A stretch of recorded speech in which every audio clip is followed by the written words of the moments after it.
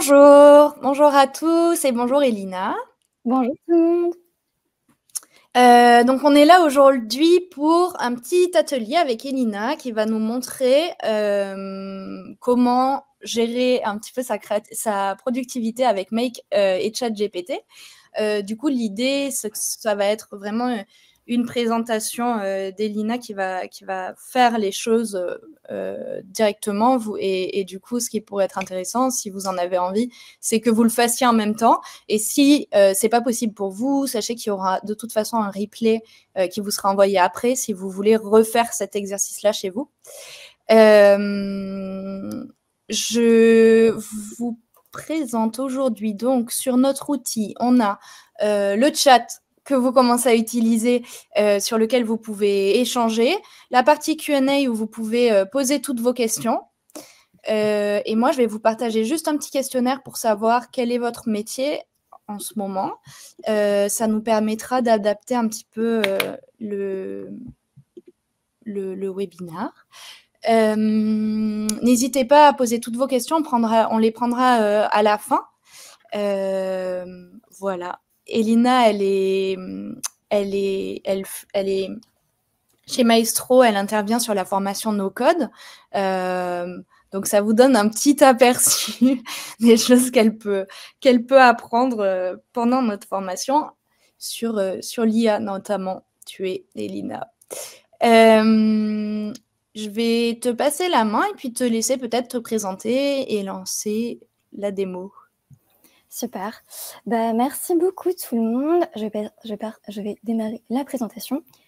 Donc moi, c'est Elina et j'interviens aussi chez Maestro. Donc je suis freelance depuis 2019. J'interviens donc dans des écoles comme l'ESD, Le Wagon, Maestro ou Genius School sur une stack d'outils qui est composée de Airtable, Software, Make et Webflow, dont je suis la Global Leader France et of the Year 2024 avec une super team de ouf. Et aujourd'hui, on va vous présenter le programme du jour. Donc, à partir de dans 2-3 minutes, je vais vous présenter un petit peu les automatisations qu'on va voir avec 2 cas pratiques.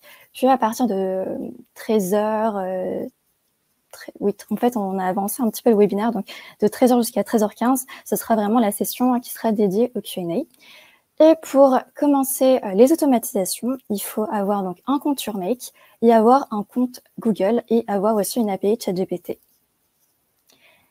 Petit rappel, ChatGPT, donc l'API est payante, on peut mettre 5 €, 10 €, il n'y a pas vraiment de limite, c'est vraiment au pay as you go.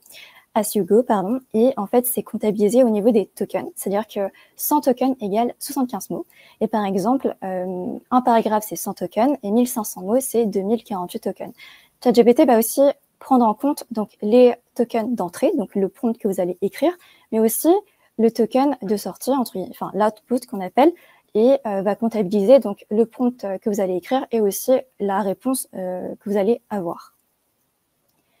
J'ai mis un petit rappel, mais je pense que je passerai dessus pendant la démonstration. Et le use case Make X ChatGPT, donc qui concerne la productivité. Donc le premier, c'est la génération automatique de propositions de projets avec ChatGPT. En gros, le use case, c'est lorsqu'un client remplit un formulaire avec ses besoins, ChatGPT va générer automatiquement une proposition de projet et cette proposition de projet sera ensuite exportée vers Google Docs ou envoyée directement par mail au client. Et je vais passer directement sur la présentation.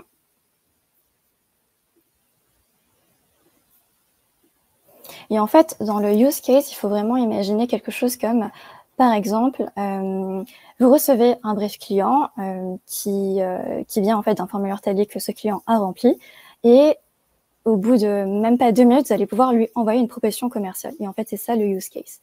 Et pour cela, en fait, il y a plusieurs choses à faire.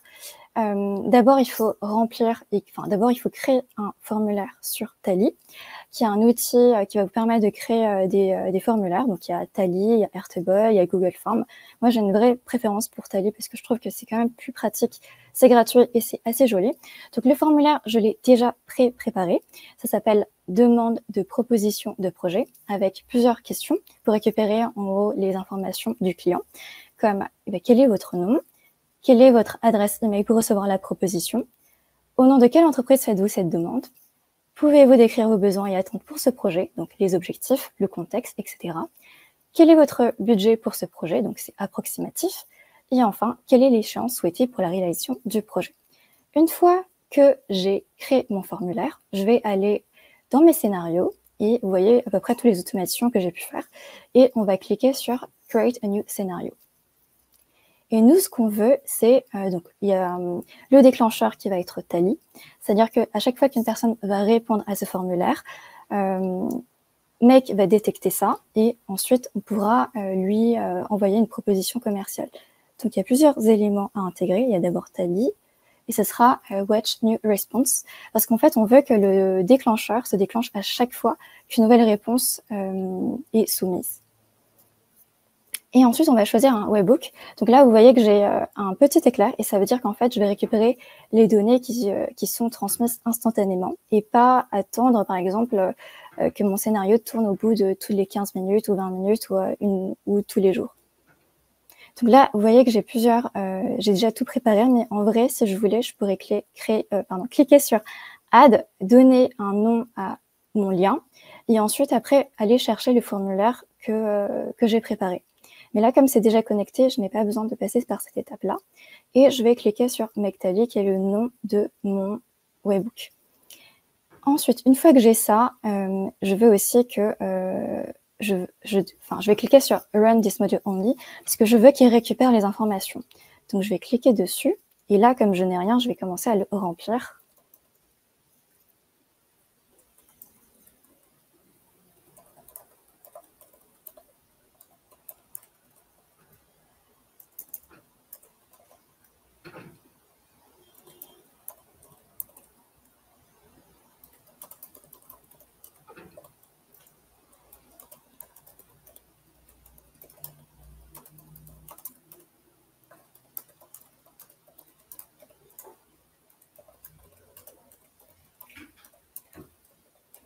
Et donc là, ce que j'ai rempli, c'est donc quel est votre nom, donc le là, quelle est votre adresse mail pour recevoir la proposition, donc ça va être la mienne.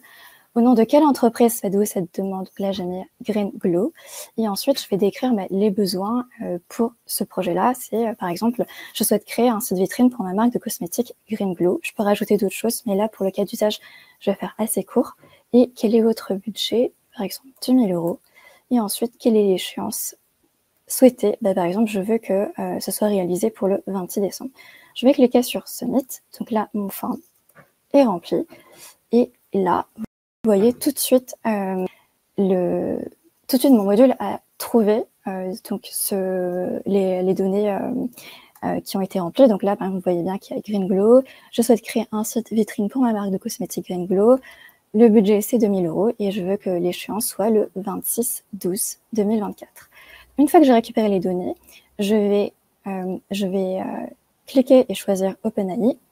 Et je vais cliquer sur Create a Completion puisque je veux que ChatGPT, je vais mettre un prompt à l'intérieur pour que ChatGPT ensuite analyse en fait les données qui ont été mises dans le formulaire pour qu'à la fin lui fasse une proposition commerciale. Je vais écrire dessus.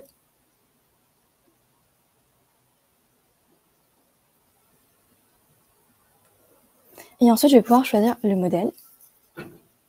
Et là, on va choisir GPT-4.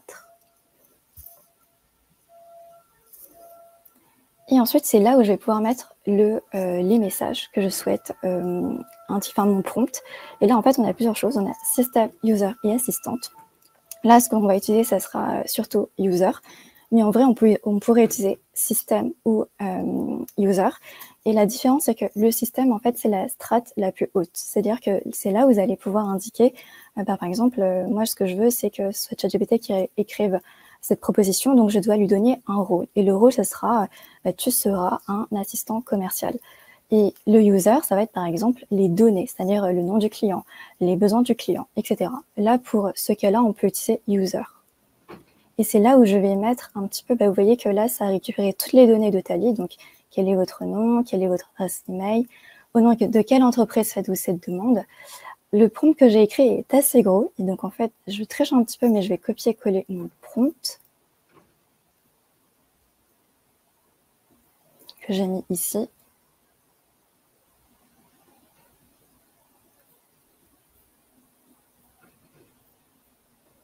et que je vais remettre en forme. Et en gros, ce que je vais indiquer à ChatGPT, c'est que je veux qu'il joue le rôle d'un assistant professionnel spécialisé dans la rédaction de propositions commerciales, créer une proposition détaillée et bien structurée en fonction des informations fournies ci-dessous, et je vais lui fournir les instructions. Par exemple, dans les consignes importantes, je veux que tu signes au nom de Lila Maestro à la fin. Je veux que tu adoptes un ton professionnel, clair et engageant. Et voici les informations pour la proposition. Cette partie-là, je pourrais très bien la mettre dans la partie user et la partie d'en haut dans la partie système si je le voulais. Et là, ce que je vais faire, c'est que je vais remettre au propre et je vais mapper, parce que là, par exemple, le nom du client, en fait, il ne sait pas qui est le client. Donc, le nom du client, ça va être quel est votre nom, donc le là, que je vais mapper. Nom du projet, ça va être au nom de quelle entreprise faites-vous cette demande. Description du projet, ça va être pouvez-vous décrire vos besoins et attentes. Budget prévu, ça va être la même chose, donc je vais mapper le budget qui est ici. Échéance souhaitée, ça va être cette date-là. Et ensuite, je vais lui indiquer le format attendu. C'est-à-dire que moi, je veux qu'à chaque fois, il commence par cher quelque chose. Ça peut être cher Lola, cher John, quelque chose. Et je veux que l'accueil soit chaleureux. Et je veux aussi qu'il fasse une courte description de ce qu'il attend. Ensuite, je vais un petit peu décrire à l'intérieur ce que je veux dans la proposition. Mais je pense que là, dit comme ça, c'est peut-être moins concret, mais vous allez voir un petit peu plus tard le résultat qui va en découler. Donc, il y aura la description des besoins, puis la solution présentée. Et en fait, à chaque fois, je vais indiquer ce que je veux. Par exemple, dans la description des besoins, je veux que ChatGPT reformule les besoins exprimés en montrant qu'il les comprend parfaitement. Dans la solution, je veux qu'il présente une solution adaptée et ses avantages pour le client avec des points ou des paragraphes distincts. Ensuite, dans les étapes du projet, je veux qu'il liste les étapes clés avec des délais approximatifs. Et pareil, le budget, indiquer le budget prévu avec un éventuel échéancier de paiement. Le prompt est assez long, mais en fait, ça me permet de cadrer ma demande. Et ce qui fait que, en fait, ChatGPT, donc comme il sait qu'il est assistant et que je lui ai donné des consignes, comme je veux qu'il signe au nom de Lila Maestro, et qu'il récupère les informations par rapport à celles qui ont été transmises, qui ont été envoyées sur Tally, mais je veux qu'il fasse une proposition par rapport à ce qui est écrit. Je vais cliquer, alors, au niveau des tokens, donc comme on a dit, c'est comptabilisé donc, par rapport aux tokens. Donc, 2048 tokens, ça équivaut à peu près à 1500 mots. Moi, ce que je veux, c'est à peu près 900 tokens pour pas que ce soit trop long. Et je vais cliquer sur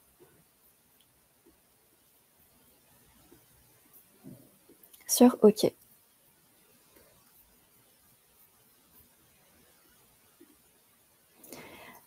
Et je vais essayer de run, parce que là, vous voyez que les données n'ont pas été bien remplies.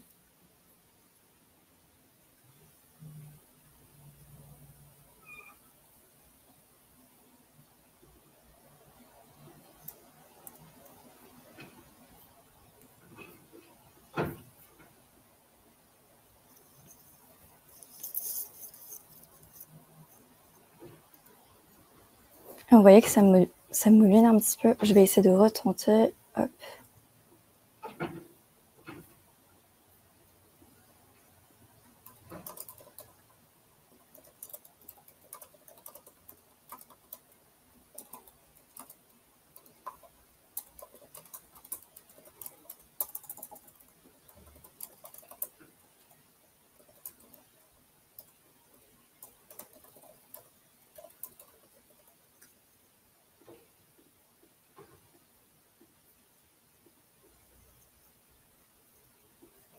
Et vous voyez que là, il a trouvé, donc il y a un petit rond qui montre qu'il a trouvé. Et là, ça montre qu'il a réussi à trouver les informations qui étaient demandées.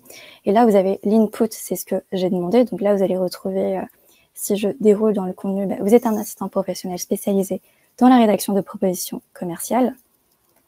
Et dans l'output, ça va être le résultat que vous allez avoir de ChatGPT. Ça veut dire, par exemple, là, j'avais mis Lola. Là, ça va être « Cher Lola, j'espère que vous allez bien. C'est avec enthousiasme que je vous présente notre proposition concernant le projet de création de votre site vitrine pour Green Glow. Nous comprenons combien il est vital pour votre marque de cosmétiques d'avoir une présence en ligne et qui reflète vos valeurs et vos produits uniques. Et là, on a la description des besoins par rapport à ce que Lola avait écrit dans le formulaire, une solution qui est proposée avec les étapes et aussi les délais, parce qu'on avait demandé à ce qu'ils mettent aussi des délais approximatifs. Donc là, ça va, par exemple, pour les étapes, donc il y en a 5. Et la première étape va durer 2 semaines, la deuxième 4 semaines, la troisième 6 semaines, etc.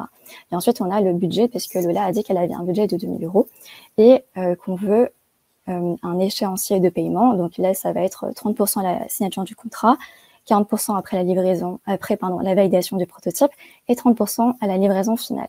Et cordialement, Lila Maestro, comme ce qu'on avait dit.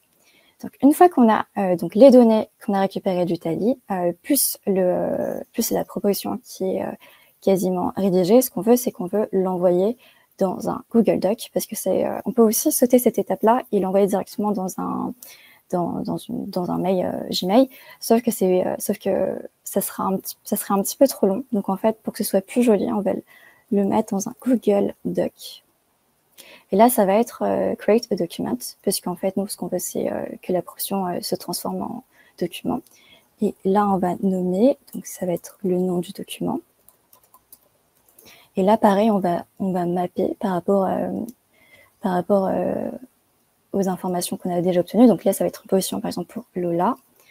Le contenu, ça va être le contenu de ChatGPT. Donc, on va sélectionner Choice, Message, et ici, le contenu. Donc, ça va être cher Lola, j'espère que vous allez bien. Et ensuite, où est-ce que vous voulez que votre proposition apparaisse? Vous pouvez très bien créer un dossier avec marqué proposition commerciale, demande de projet, devis, etc. Moi, je vais le mettre... j'ai pas créé de dossier, donc je vais le mettre directement comme ça.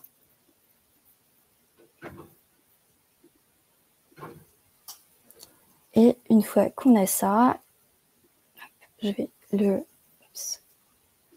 vais pas encore mapper les données. Je vérifie rapidement. Ok.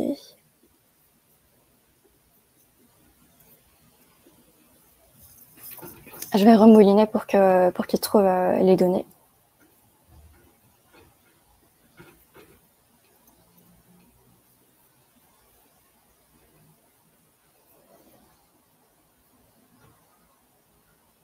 Et pour accélérer, parfois, je recommence plusieurs fois. Alors, je sais que c'est pas une très bonne pratique, mais là, dans le cas d'usage, comme je suis assez impatiente, j'ai envie d'avoir la réponse assez rapidement.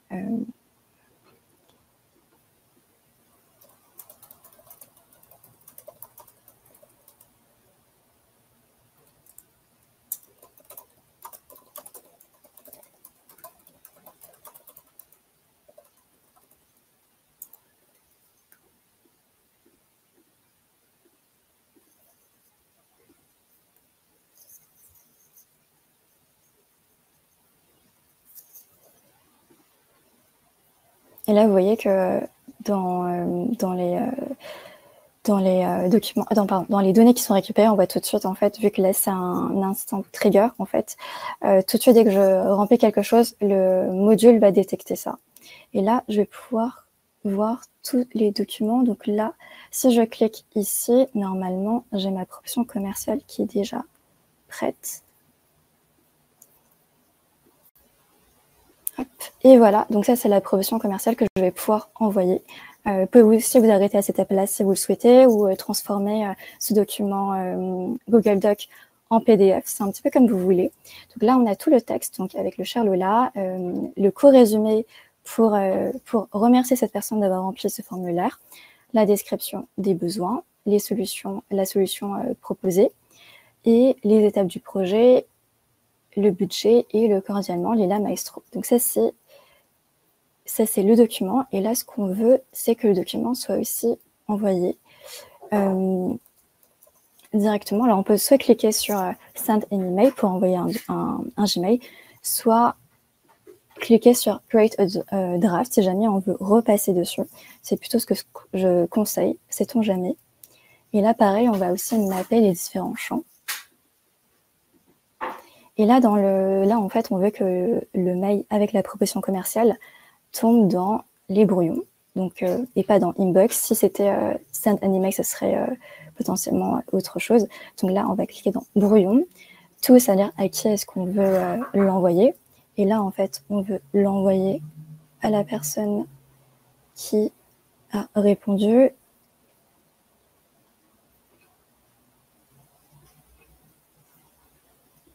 Et le sujet, ça va être le sujet, donc la profession, ça va être...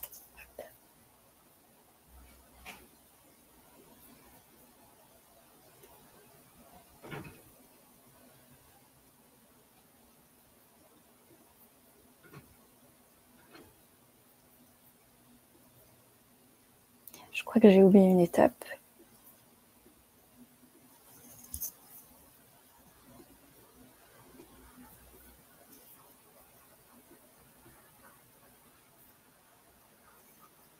J'ai oublié une étape parce qu'en fait, là, je devrais mapper quelques éléments comme l'expéditeur. Et là, il me manque des éléments.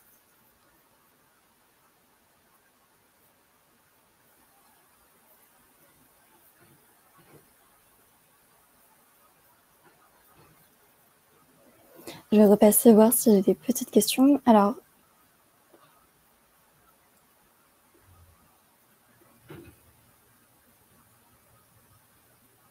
oui. Alors, je vais répondre à Angélique et à Dijatou. Le temps que ça mouline un petit peu, c'est sur une version gratuite de Make. Donc, on a jusqu'à 1000 opérations. Donc, vous avez le temps encore d'utiliser. Moi, je crois que j'en suis qu'à 800.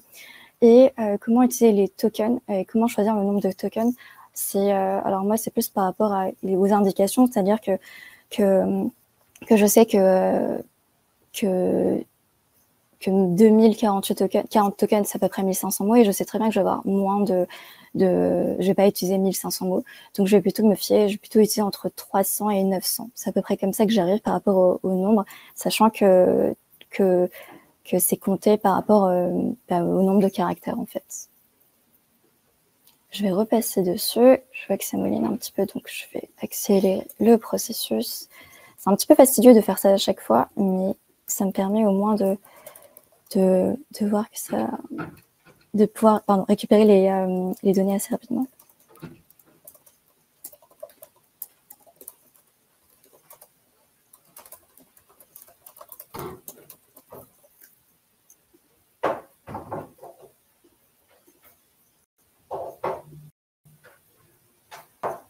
Parce que là, ça me met toujours une petite erreur. Et je vais essayer de run once.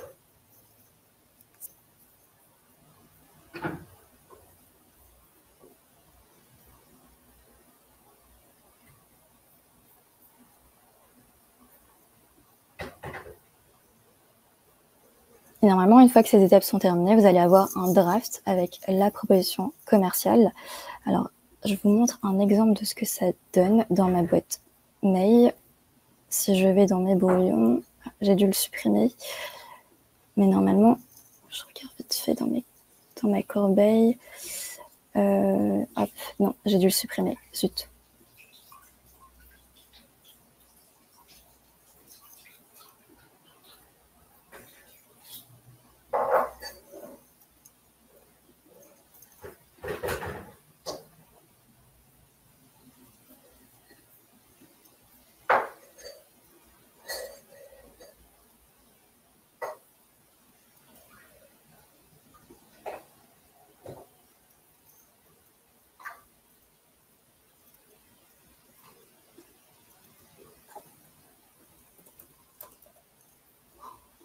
Et normalement, dans le contenu, c'est là en fait où vous allez écrire la proposition commerciale. Donc, je triche un petit peu parce que j'ai aussi déjà tout préparé. Et là, ce que je veux, c'est que le corps du mail, donc quand la personne va remplir le tally et que vous allez pouvoir lui envoyer votre proposition, ce soit ce texte-là. Et pourquoi est-ce que c'est sous ce format-là? En fait, c'est assez simple, c'est que si vous dites pas, si ce n'est pas en HTML, en fait, vous allez recevoir un mail qui sera hyper compact, sans saut de ligne, qui sera tout collé. Et nous, c'est pas ce qu'on veut. Nous, on veut quelque chose qui soit propre.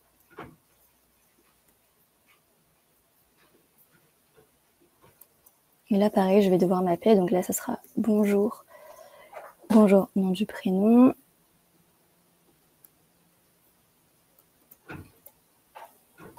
Merci d'avoir confié votre demande pour le projet. Donc là, strong, ça veut dire que ça va être en gras. Et là, je vais choisir le nom du projet. Vous pouvez consulter la promotion en cliquant sur le lien suivant. Et donc là, on va mettre le lien qui était qu'on a pu récupérer. Donc, il doit être là.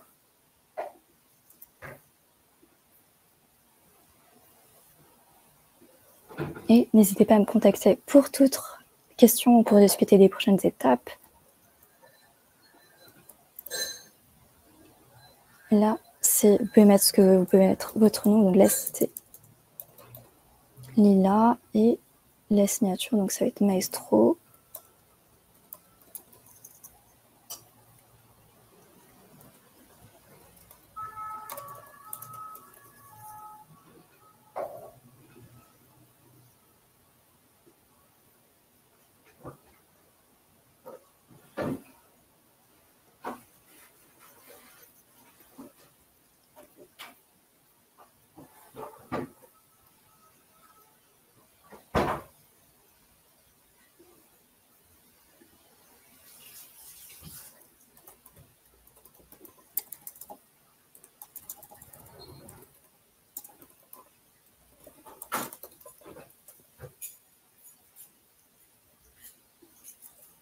Et le sujet, ça va être la proposition pour Lola.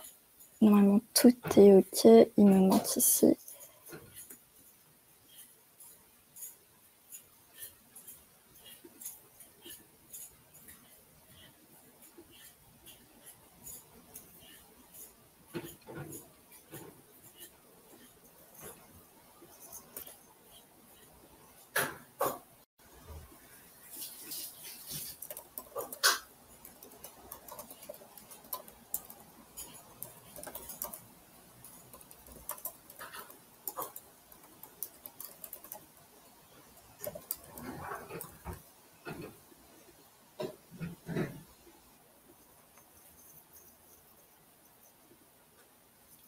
Alors, normalement, on n'a pas besoin de le faire, ces étapes à chaque fois, hein, normalement. Mais là, en fait, j'ai envie que ça avance plus vite. Et puisqu'en fait, le trigger, il se déclenche à chaque nouvelle soumission de formulaire. Donc, si je n'ai pas de nouvelles soumissions, en fait, soit il récupère les anciennes données, soit il mouline pour rien, entre guillemets, parce qu'il ne sait pas quoi récupérer. Et là, vous voyez, donc là, c'est ce que j'ai demandé. Et si je vais dans ma boîte mail, il faut attendre un tout petit peu. Mais normalement, je devrais recevoir la proposition avec un lien qui est qui redirige vers ce document. On va attendre un tout petit peu et normalement ça devrait être bon.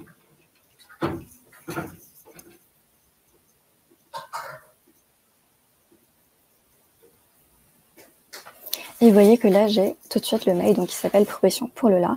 Avec bonjour Lola, merci de nous avoir confié votre demande pour votre projet Green Blue. Vous pouvez consulter la proposition en cliquant sur le lien suivant. Donc là, je vais cliquer sur le lien et je vais accéder au même document Word qui a été généré par ChatGPT par rapport aux demandes que j'ai, par rapport aux requêtes que j'ai demandées. Et voilà, donc là, n'hésitez pas à me contacter pour toute question ou pour discuter des prochaines étapes. Have a nice day, puisque c'est une formule que j'aime beaucoup et que j'utilise très souvent, Lila Maestro. Donc ça, c'est le premier use case. Je vais regarder, est-ce que vous avez des questions? Cela, pour la partie matching, ressemble à Software, mais en plus complexe, me semble-t-il, pour la partie d'envoi de mail. Est-ce que je me trompe?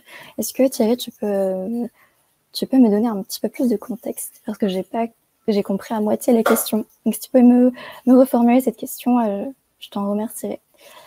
En attendant, je vais passer au deuxième use case, qui est... Hop. Je vais repartager sur la présentation.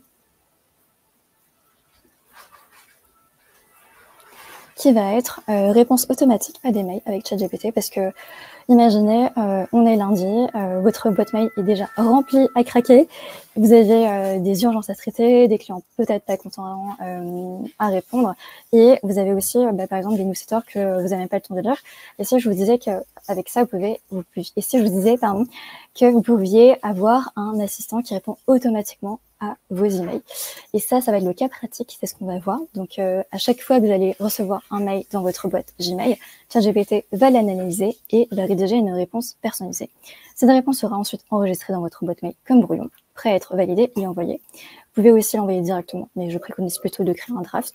Et si c'est une newsletter ou un no reply, il n'y aura pas de réponse. Donc, il y a plusieurs choses. Donc, le déclencheur, ça va être l'email qui va être reçu dans votre boîte Gmail. L'action, ça va être ChatGPT rédige un mail qui sera enregistré dans les brouillons. Et l'objectif de ça, en fait, c'est gagner du temps. Et je reviens au partage.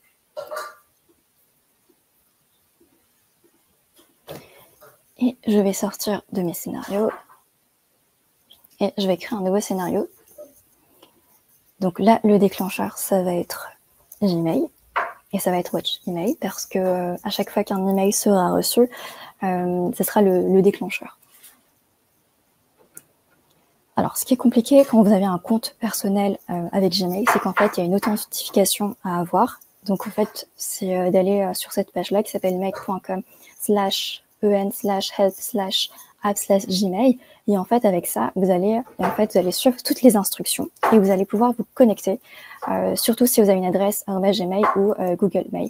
Si vous n'avez pas ces adresses mail, c'est un peu plus rapide, mais c'est un peu plus facile.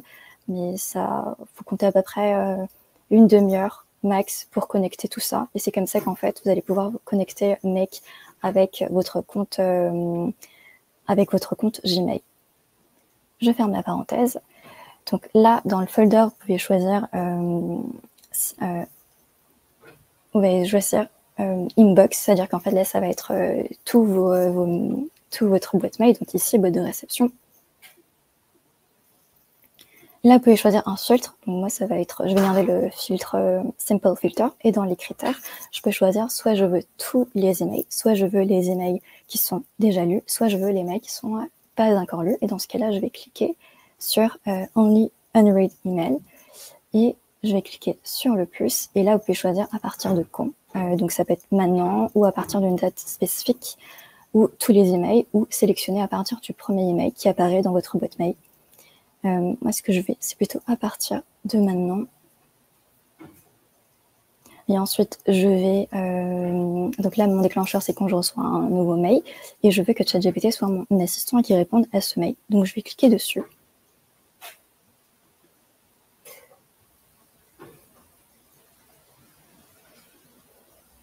Et là, pareil, je vais sélectionner le modèle GPT-4. Et là, je vais pouvoir aussi lui assigner un rôle. Donc là, je veux aussi que ce soit un user, pour que ce soit plus simple. Vous pouvez très bien utiliser aussi ce système. Hein. Et là, je vais mettre le contenu, donc la manière dont je veux qu'il rédige. Et en max complétion, là, pareil, je vais mettre 200. Et dans le text content, alors je triche un petit peu aussi parce que j'ai préparé mon prompt qui est assez long. Mais en fait, ça va permettre en fait au modèle de savoir comment est-ce que vous voulez qu'il rédige. Parce que si vous lui dites juste tu es un assistant de messagerie et que ton rôle est de lire un email reçu, en fait il ne saura pas vous attendu. Par exemple, moi ce que je veux, c'est que dans le ton attendu, qu'il adopte un style chaleureux, qu'il soit friendly, qu'il soit enthousiaste, qu'il utilise le tu dans ses réponses, qu'il ajoute aussi potentiellement des emojis et qu'il évite les termes qui sont très techniques. Et dans la longueur, dans la mise en forme, en fait, je veux une réponse qui soit courte, concise, qui va droit au but, et qui mette aussi quelques éléments en gras pour que, lorsque c'est important, ou mettre des listes à puces s'il y a besoin d'énumérer plusieurs points. Et ensuite, en clôture, de terminer l'email par Have a nice day et de signer au nom de Lila toujours. Et je vais aussi mettre une autre consigne qui est, alors si tu détectes que l'email est une newsletter, un email transactionnel, ou qu'il provient d'une adresse no reply, je ne veux pas de réponse parce que ça ne m'intéresse pas.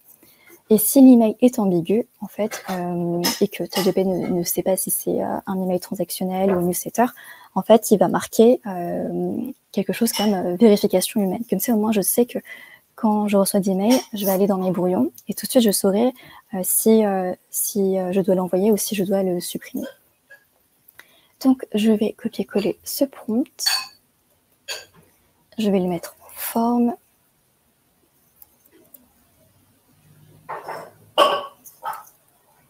Et vous voyez que écrire un bon prompt prend du temps et est assez long.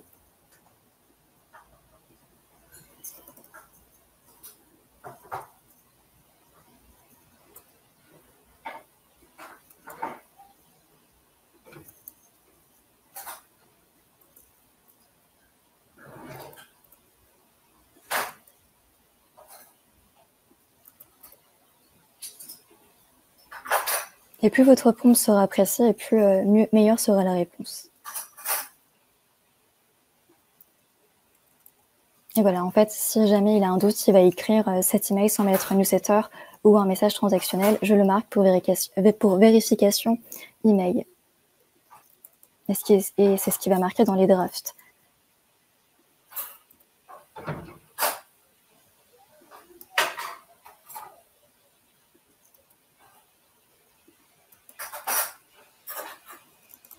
Et là, pareil, l'expéditeur, il faut que je le mappe avec l'expéditeur. Donc, ça va être sender email address. Le sujet, ça va être le sujet ici. Et le corps du mail, ça va être le texte.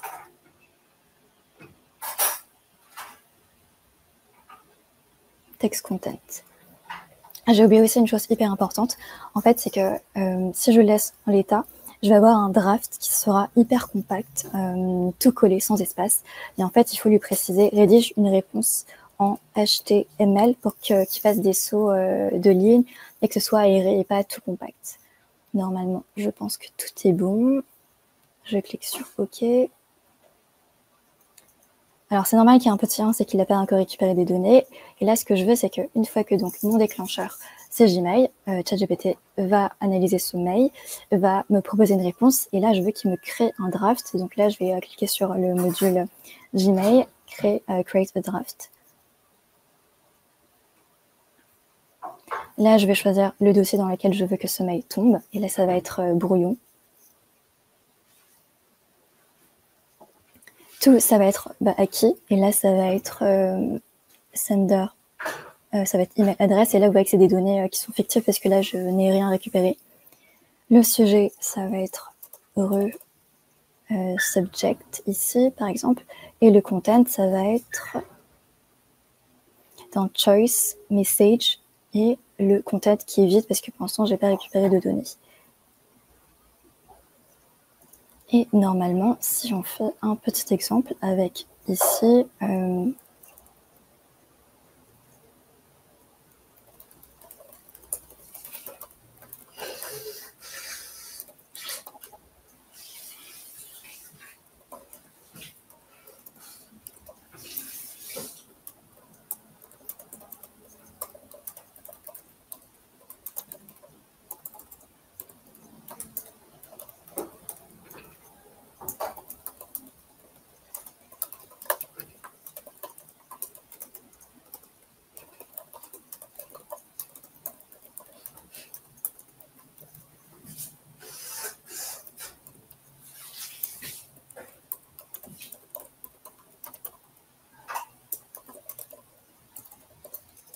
et là, ça va être un mail fictif. Donc, hello Lila, j'ai vu que tu travaillais chez Maestro.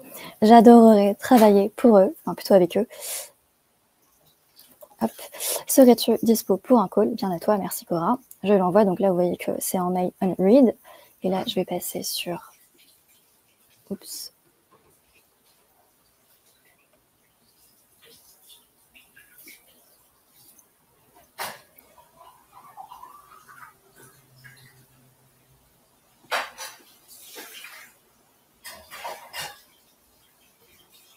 Normalement tout est bien mappé, ça devrait fonctionner. Je vais essayer d'abord de run ce module. Donc là c'est bon, il a trouvé mon message, vous voyez que c'est ici. J'ai vu que tu travaillais chez Maestro, j'adorerais travailler avec toi. Là je vais essayer de le run aussi, mais ça ne trouve pas.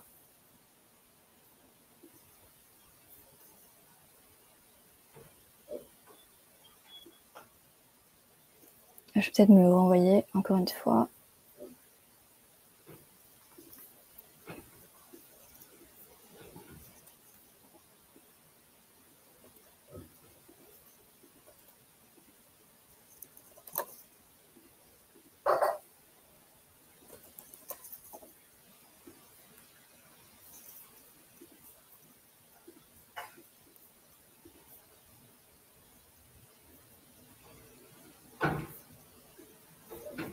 En attendant, je vais regarder si j'ai des réponses, si j'ai des questions.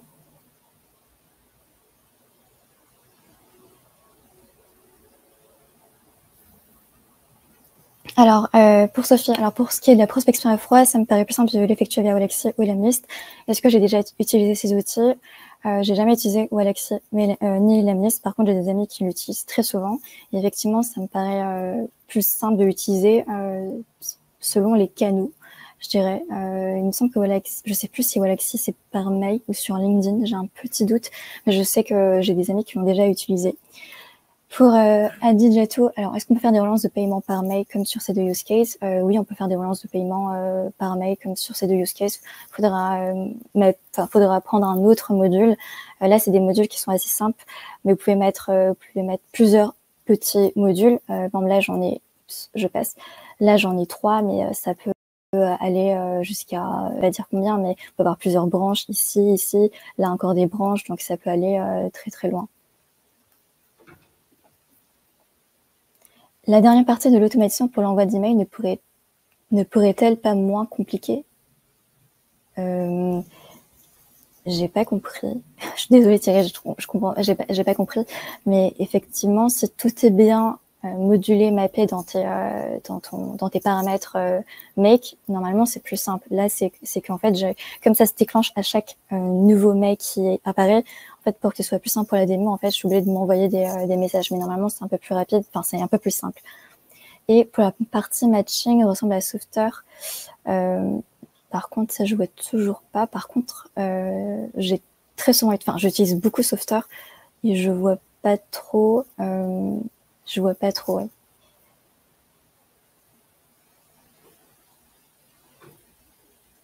Alors, Walaxy, c'est uniquement en liant son compte LinkedIn. Ok. Du coup, ça dépend du canal, en fait, je pense.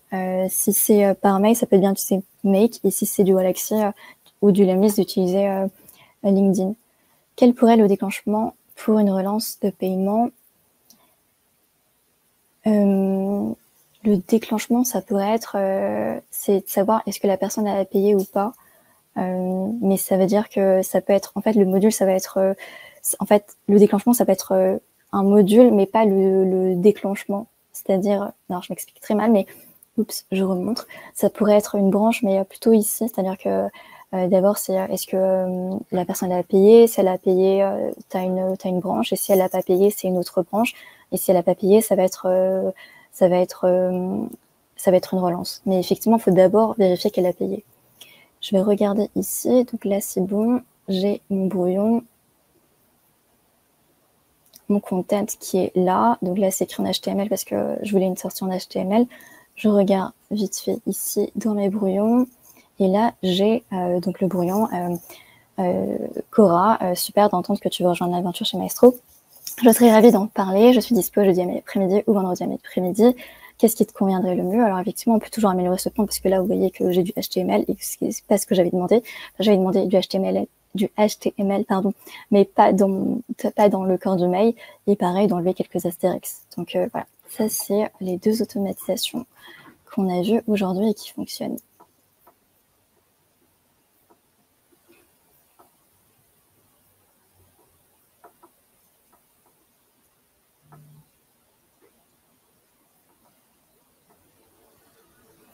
Alors, quelle est la différence majeure avec Softer? C'est que Softer, en fait, c'est un outil qui va vous permettre de créer des web applications.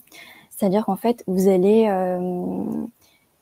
oui, c'est vraiment que pour des web applications, alors que Make, c'est un outil pour automatiser. En fait, c'est deux choses différentes. Vous pouvez très bien connecter Softer avec Make, mais ce ne sera pas du tout les objectifs de ces deux outils, en fait, sont différents. Alors, pour Audrey, est-ce qu'on pourrait appliquer cette logique pour des réponses automatiques à des TAM ou RH sur LinkedIn? Oui, tu as un module qui te permet de mapper, qui te permet de prendre un module sur LinkedIn et par exemple, tu peux utiliser, je sais pas, ChatGPT et le petit module ici et mettre, ChatGPT ici et LinkedIn et par exemple, à chaque fois, en fonction de ton déclencheur, ChatGPT va potentiellement, je sais pas, rédiger un post qui sera publié sur LinkedIn. En fait, ça dépend de ton déclencheur, mais c'est possible de faire ça avec Make.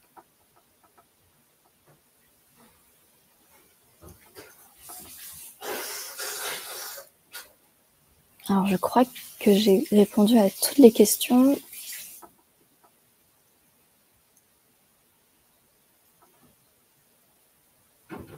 Je te laisse reprendre la main, Julie. Alors, par contre, je t'entends pas. Je suis là, oui. Merci beaucoup, Elina. C'est assez impressionnant de voir tout ce qu'on peut faire avec Make, ChatGPT et surtout à quel point ça peut nous faciliter la vie si on prend un peu de temps de paramétrer tout ça, parce que en fait c'est beaucoup de paramétrage finalement. Et voilà, merci beaucoup d'avoir expliqué tout ça et de l'avoir si bien expliqué. Merci beaucoup pour l'invitation. J'espère que ça vous a été utile. Mais avant de savoir, d'utiliser un outil d'automatisation, c'est de savoir est-ce que vous avez des tâches récurrentes à automatiser? Si oui, lesquelles? Et en fonction de ça, vous allez pouvoir utiliser un outil comme Make ou pas. Parce que si vous faites une tâche qu'une seule fois, ça sert à rien d'automatiser. Autant le faire à la main directement. Ok. Je vous partage un petit sondage pour savoir si vous avez pour projet de vous former au no-code. Et juste pour vous parler brièvement de Maestro. Donc Maestro, c'est l'école du product et de la tech de Maria Schools. Et on propose des formations donc, de no-code et IA en 10 semaines qui sont en distanciel sur du coup, une partie des cours est en asynchrone, donc c'est des vidéos à regarder, et une autre partie est en présentiel, en live sur Zoom, du coup avec des intervenants qui viennent pour vous faire pratiquer sur les outils que vous voyez pendant la formation. L'idée, c'est qu'à la fin de ces 10 semaines de formation no-code et IA, vous soyez à l'aise avec plusieurs outils, avec 4 outils exactement, et que ça vous permette d'automatiser beaucoup de choses et aussi de créer des sites web facilement. Voilà, je vous partage ça. Vous avez les dates des prochaines formations qui s'affichent ici. On va prendre les petites questions. Et juste, les Maestrix, c'est des rendez-vous qu'on organise avec Maestro, donc soit en lien avec le produit, parce qu'on a une autre formation dédiée au product management, soit en lien avec le no-code. C'est des formats gratuits, donc qui sont souvent sur la pause du midi, avec des intervenants comme Elina, qui sont souvent des personnes qui interviennent pendant nos formations. Et vous pouvez nous retrouver pour être informés des prochaines sur Meetup, sur LinkedIn, bien sûr, et puis sur notre site. Je vois qu'il y a d'autres questions. On va les prendre tout de suite.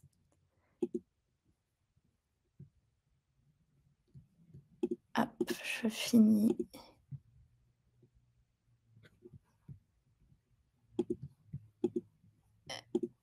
Ok. Alors, merci. Quels sont les outils utilisés lors de la formation no-code? Alors, les outils utilisés, c'est Notion, Softer, Make, que vous venez de voir, et Airtable pour la base de données. Et bien sûr, tout ça lié avec l'IA où vous voyez du coup ChatGPT, mais pas que, d'autres IA aussi qui sont utiles pour les automatisations. Et la formation, elle coûte 2 900 € et elle peut être financée par CPF, par votre CPF, par France Travail et aussi par vos OPCO. Voilà. Donc, si ça vous intéresse, n'hésitez pas à contacter Camille. Je vous ai mis son message, je vous ai mis son mail juste avant. Vous pouvez prendre rendez-vous avec elle et elle s'occupera du coup de voir si votre projet il est aligné, si ça peut être intéressant pour vous de faire cette formation et bien sûr de voir avec vous comment est-ce que cette formation elle peut être financée et quelles sont vos options. Quels sont les autres IA abordés hormis ChatGPT durant la formation? Alors, je pense que Elina, tu peux peut-être répondre à cette question puisque c'est toi qui as fait le cours d'introduction à l'IA la dernière fois. Alors, ce sera plutôt ChatGPT. Après, effectivement, en fonction des besoins, on peut aussi avoir Perplexity ou Claude 3,5 Sonnet qui est meilleur, par exemple, que ChatGPT sur la génération de texte ou de code. Donc, en fait, ça dépend de ce que vous souhaitez. Et en fait, c'est pas de choisir une IA générative parce qu'elle est à la mode comme ChatGPT, mais plutôt de choisir l'IA qui correspond à vos besoins, à vos attentes et à vos cas d'usage. Merci beaucoup. Est-ce qu'il y a d'autres IA générative, certes, mais en IA prédictive? Mais alors là, ce sera quasiment que de l'IA générative. Pas d'autres questions. Écoutez, merci beaucoup d'avoir participé. J'espère que ça vous sera utile. Merci encore 1000 fois, Elina, d'avoir pris le temps de venir faire cette démo qui est hyper utile, pour moi en tout cas. Merci à tous et puis je vous dis à bientôt. Merci à tout le monde, à très bientôt.